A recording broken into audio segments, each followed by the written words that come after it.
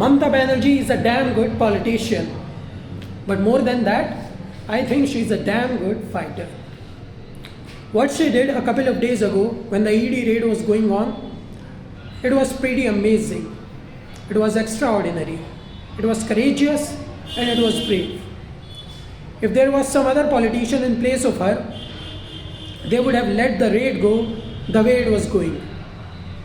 They would just sit behind the fences, they would complain to media, they would bitch about this raid, they would talk to the media, and they would say how unconstitutional is this, how the BJP is killing the democracy through the ED. But no one, and I mean no one, would have confronted the ED officials the way Mamata Banerjee did. This is for the very first time in Indian modern political history. The raid has been, an opposition politician has reacted this way, which was pretty amazing. When the ED officials raided the office of IPAC, which is a political consultancy firm which also manages the TMC, the party of Mamata Banerjee went head on. She went to the area where the raid was going on and she allegedly, according to India Today, snatched the files of information of TMC from the ED officials. She also took away the phone of Prateek Jain, who is the head of IPAC, from one of the ED officials, and she went out.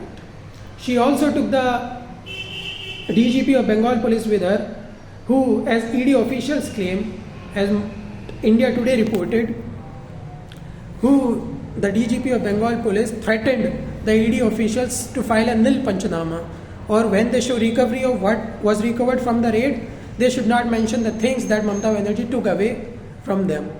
India Today reported this. I'm not saying this. It is all of this is allegedly happened. But Mamata Banerjee is saying another story. She's just saying she just went there to get the documents that contains the information of the TMC. She did not go there to obstruct the raid or something like this or threaten the ED officials. She just went there to get the TMC documents that contains the strategic information about the TMC, how they are going to contest this year's elections. She alleged that the raid was planned by the BJP. The ED officials would recover this information and would hand it over to the BJP, who would use this information to fight this year's elections.